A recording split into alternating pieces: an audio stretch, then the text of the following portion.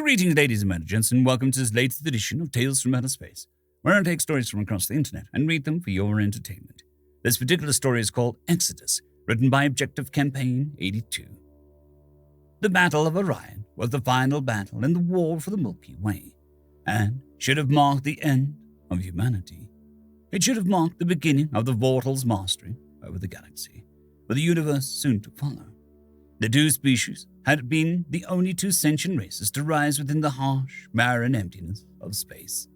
And from their very first meeting, both races knew that they could not coexist, and that war was inevitable. They kept their distance for a time, both having plenty of space to expand into before things came to a head. But their growing rivalry, competition of habitable planets, and incompatible ideologies meant that war was only a matter of time, and that soon a master of the Milky Way would have to be decided. In the end, the Vortal won.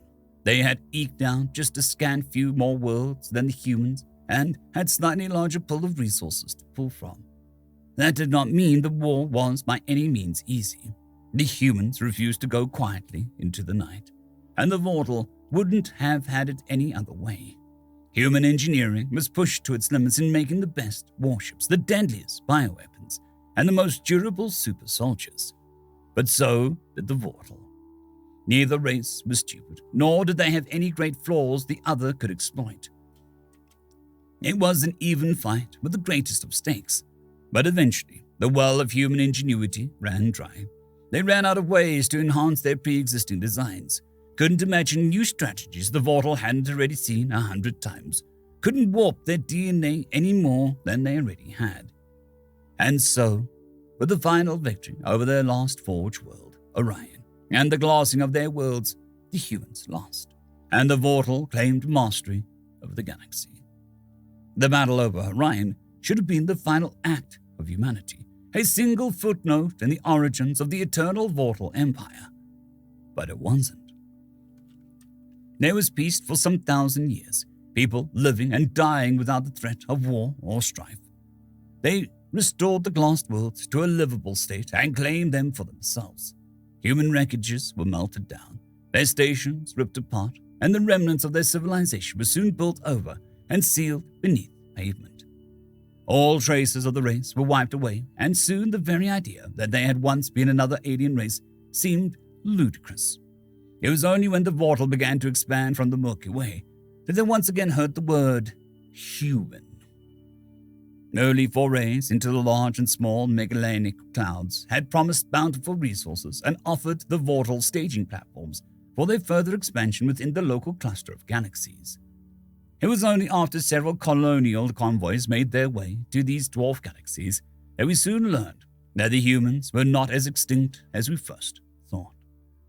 The attack came swiftly and without warning. The colony ships were destroyed, their armed escorts were obliterated, and their freighter convoys were boarded and seized. It was only through the final transmission of one freighter that we saw the face of our attackers. Humans, but not the kind our forefathers would remember. These ones were all identical, down to the most minute feature. The chance of twins was likely, triplets a little less so, but not unthinkable. But 86 identical beings, impossible. Thus began the Greater Magellanic War. Forges burned with a bright orange glow as millions of tons of steel alloy was cast. Shipyards ceased civilian production, and chemical plants converted their fertilizers into munitions. The Vortal had gone many millennia without war, but we had not forgotten the lessons learned in the last war. Armadas armed with the deadliest of weapons soon began the year-long journey to the front lines, armed with the same weapons our forefathers had used to smite the humans. But these were not the same humans. It would have been one thing if they had learned from their mistakes and adapted their fighting styles. But these humans didn't fight like the old ones at all. In fact, if it weren't for DNA confirmation, then we wouldn't have thought them to be humans at all. These humans had made a whole civilization off the back of a clone vats and nano-replicators. Their fleets were immense swarms of small identical strike craft, capable of overwhelming our shields with sheer numbers. They flung themselves at us without a care in the world, like their lives were meaningless. The first armada was lost, but not without sending back valuable data. We learned from our mistakes and built a new fleet, one capable of handling the human suicide swarms. The second armada of the Great Megalithic War fared much better than the first and established a beachhead into the dwarf galaxy. The admiralship knew that there would be no quick victories and settled in for a long war of attrition.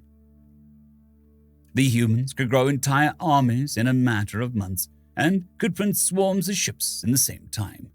They had numbers on their side and were willing to throw everything they had at us. It took half a decade of campaigning before things began to fall in our favor. Years spent smashing cloning hubs and auto factories. Years of learning how these new humans fought and how to counter them. But just as things began to fall in our favor, a new threat rose its head. A human invasion into the Milky Way from the rough direction of the Andromeda Galaxy. Newly built armadas on training runs turned to face the human invasion, ready to put their training to the test, but unprepared for what they were about to face. These humans were unlike the first ones, and also unlike the Megalithic humans. The Andromedans were warped mutants, with a shape resembling the original humans but features entirely foreign to how they used to be. Some were plated in organic titanium exoskeletons, which made them completely impervious to conventional weaponry. Matched with enhanced muscles and respiratory systems, they were capable of single-handedly wielding cannons traditionally equipped on tanks.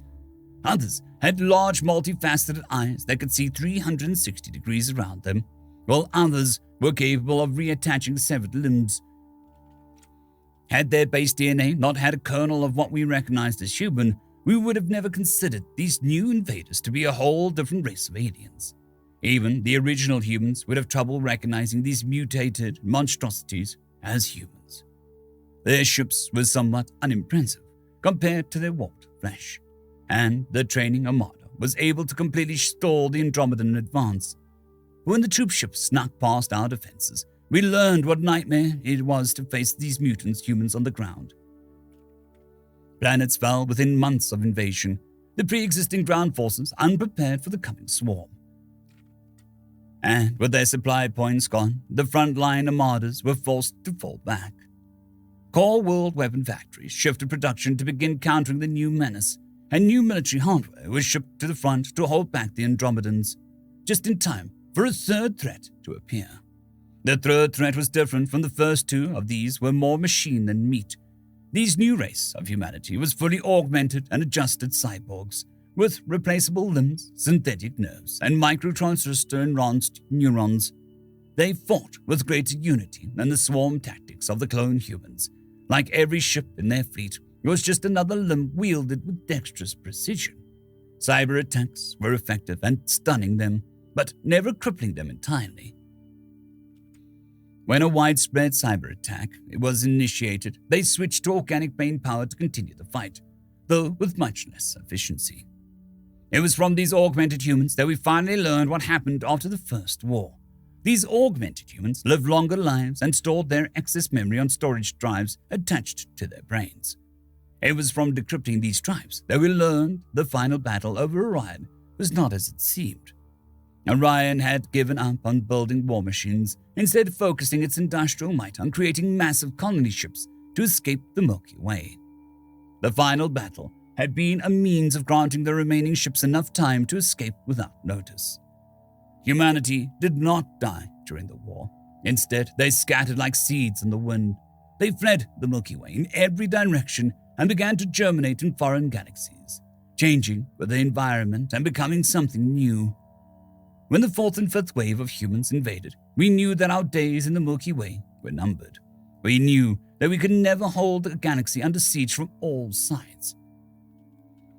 So we took a page out of their book and built our own escape fleet. But unlike the humans, we kept our fleet unified, kept our race together as one people, rather than letting us split off and change into something that was no longer mortal. At the time, it had seemed a wise decision. Fleeing the Milky Way as one united race would offer us greater resources to establish the eternal mortal empire. But a unified race cannot adapt as swiftly as a race split 50 different ways. As we fled from the galaxy to galaxy, we learned the advantages of cultural drift. The further we went, the more humans diversified. drifting further and further from their origins, and in turn discovering whole new ways to approach a problem. We met human empires that lived entirely on extraterrestrial habitats. They had abandoned planetary living and its challenges and instead embraced the cold vacuum of space. Another race had found sentient symbionts and formed a deep partnership with them. Other humans were embroiled in an unending war, not fighting for any reason in particular. They just fighting because it was what they had always done. The further we traveled, the less hostile the humans became, some never even hearing of the Vortal or how we had booted them from their home worlds. We could have made peace with these humans and left the past behind. But like our forefathers before us, we knew that there could never be a lasting peace between us. No amount of diversification could ever mend that gap, even if the humans changed into Vortal themselves. We also learned the further we have to travel just how far the humans have expanded. We have long since left the local cluster behind, but still we find more humans. In the Sculpture Galaxy, we found humans obsessed with carving small moons into misshapen human heads, mimicking those once found on Easter Island. Further away in the Whirlpool Galaxy, we found humans who had begun building worlds from scratch, turning every system they came into to life-bearing paradise. We upgraded our FTL engines to their limit, and in desperation flew to the greatest patch of empty space we could find. A place where there were no galaxies for many millions of light years, and we still found humans. These had begun putting energy from dimensions unknown and had somehow spun that energy into matter, slowly building a new galaxy where previously there was none.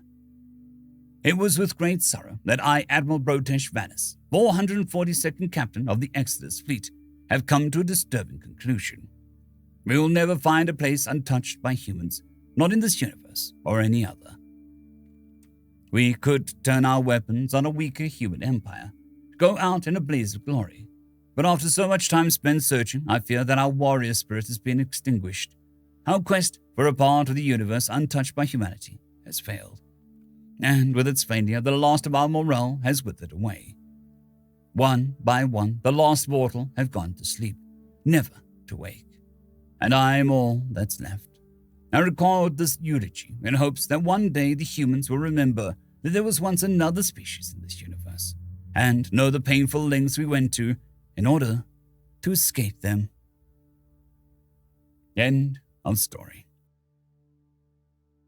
I'd quickly like to thank the T5 peeps: Cold War Boomerwaffen, Severin Cerberus, Bushmaster 177, Henry the Red, Caspar Arnholtz, Cold War Boomerwaffen, Elijah Silvercross, Dragzoon WRE, and Severin Cerberus. Thank you very much.